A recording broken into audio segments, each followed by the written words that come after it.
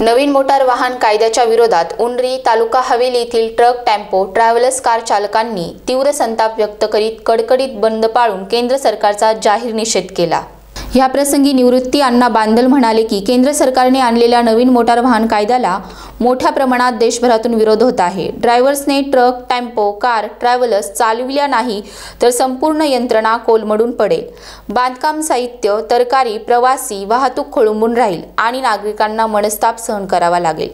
या कायद्यामधील त्रुटी दूर करून ड्रायव्हर्सला संरक्षण मिळाले पाहिजे असे निवेदन माजी केंद्रीय कृषी मंत्री शरद पवार, संसद रत्न खासदार सुप्रिया सुळे, उपमुख्यमंत्री अजितदादा पवार, देवेंद्र फडणवीस, मुख्यमंत्री एकनाथ शिंदे, जिल्हाधिकारी, पोलीस आयुक्तांना देणार असल्याचे त्यांनी सांगितले।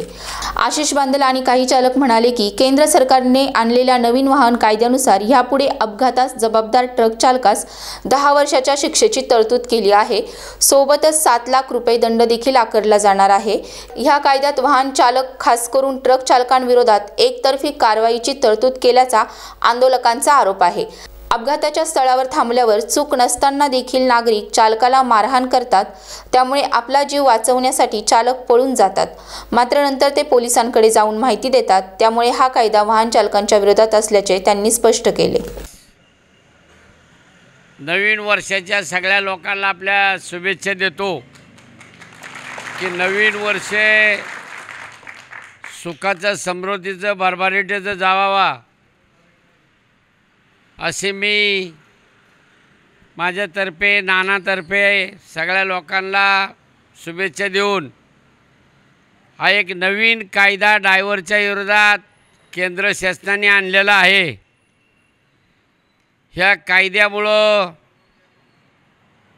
आपलं सर्वसामान्य माणूस, ड्रायव्हर किंवा त्याचा मालक, त्यांना जो त्रास होणार आहे हा त्रास होऊ नये म्हणून आम्ही केंद्र शासनाला, राज्य शासनामध्ये मुख्यमंत्री असतील, उपमुख्यमंत्री असतील, पालकमंत्री अजितदादा पवार असतील, यांना पत्र तयार करून ह्या पत्राद्वारे कळवतोय की जर तुम्ही हा कायदा पाठीमागं नाही घेतला, याची दुरुस्ती केली नाही तर ह्याचा फार भारतभर याचा तीव्र प्रसाद उठण करतं। कधीही कुठल्या वेळेला ड्रायव्हरची चूक नसताना सुद्धा ड्रायव्हर हा दोषी धरला जातो आणि विनाकारण त्याला त्याचा भोग भोगावा लागतो, त्याचं कुटुंब पोरकं होतं। पोलिसांचं जरी म्हणणं असलं की ड्रायव्हरने तिथून जायचं नाही, पण जिथं घटना घडती त्या घटनेच्या ठिकाणी ती वेळ प्रसंग असा असतो की ड्रायव्हर तिथं जर थांबला तर तिथलं पब्लिक भावना होऊन त्या ड्रायव्हरला मारतात नाही तर त्याचा जीव जाईपर्यंत ड्रायव्हरला तिथं मारलं जातं। आता या कायद्यानुसार ड्रायव्हर लोकांनी काम करावा का नाही करावा, मालक लोकांनी गाड्या ठेवावा का नाही ठेवावा, धंदा करावा का नाही करावा, एक तर गव्हर्नमेंटचं प्रत्येक गोष्टीचा टॅक्स हे मालक लोकांना भरावा लागतो। जो दगड तुमचा काढायचा आहे ते दगड काढण्या इतका खर्च त्याची रॉयल्टी असती, 1-1 लाख, 10-10 लाख, 1-1 कोटी रुपये हे मालक लोक तिथं भरतात आणि ती खाण चालती, त्यांचा धंदा चालतो, ते आपल्या बिल्डर लोकांना माल पुरवतात। अशा परिस्थितीमध्ये हे ड्रायव्हर गाड्या चालवत असतात। कुठलाही खाणीचा धंदा आपल्याला दिसतो इतका, सरकारला दिसतो इतका सोपा नाही, कारण तो रस्ता खराब होतो, गाववाल्याचा त्रास असतो। गाववाले सांगतात आमच्याकडे धूळ येते, पुन्हा त्या खाणीवाल्यांनी पैसे एकत्र करायचं, त्यांच्या पोटातला पोटमारा करून ते रस्ता करून द्यायचा। अशा अनेक समस्या याच्यातून निर्माण होतात। तर आमची एवढीच तीव्र इच्छा असन की हा ड्रायव्हर लोकांचा कायदा पाठीमागं घ्या आणि सरकारने त्यांना पाठिंबा द्या. मी माजी कृषी मंत्री पवारसाहेब यांना आणि खासदार सुप्रियाताई सुळे यांनाही नाना पत्र देतोय की या कायदा मांडण्याकरता, या दुरुस्तीकरता संसदेमध्ये तुम्ही ह्याचा प्रश्न उठवा. आणि हा प्रश्न उठला नाही तर अतिशय अवघड परिस्थिती होईल. खरं तर एक दिवस एखाद्या मालकाचा किंवा ड्रायव्हरचा गेला तरी त्याची नुकसान काढायला महिना जातो.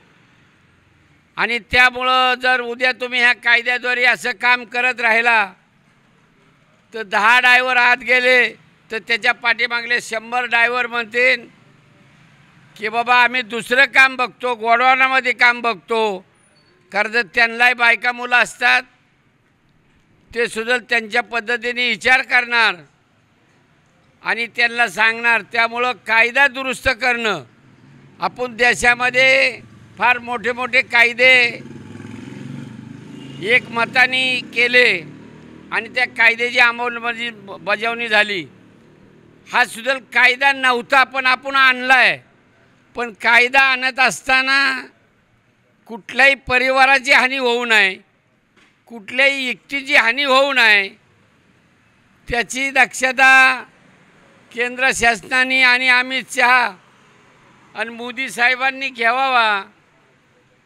एवढंच मी खऱ्या अर्थानं या ड्रायव्हर लोकांना आश्वासन देऊ शकतो की तुमच्याबरोबर नानासारखा माणूस आहे, नानाच्या पाठीमागं आम्ही आहे. जिथपर्यंत जायची वेळ येईल तिथपर्यंत नानांनी तयारी लावली.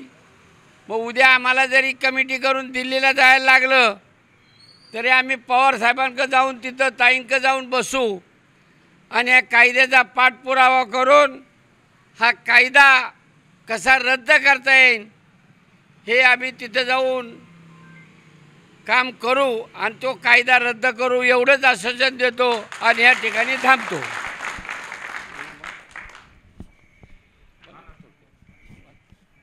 नमस्कार सगळ्यांना, नवीन वर्षाच्या शुभेच्छा.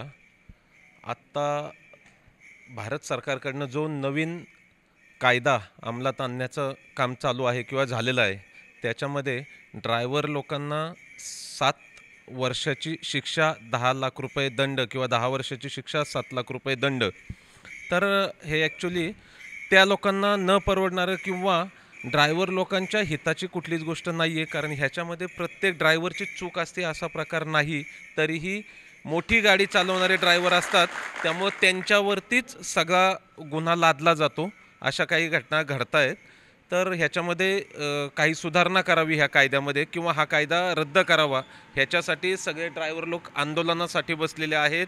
आणि त्यांनी किंवा अण्णांनी जो काही सपोर्ट या सगळ्या ड्रायव्हर लोकांना केलेला आहे, आम्ही सगळेजण ह्या ड्रायव्हर लोकांच्या बरोबर आहोत, शेवटपर्यंत राहणार. त्यांच्या अडचणींमध्ये आदरणीय अण्णांच्या बरोबर आम्ही काम करणार आणि त्यांना न्याय मिळवून द्यायचं काम आम्ही या ठिकाणी करणार.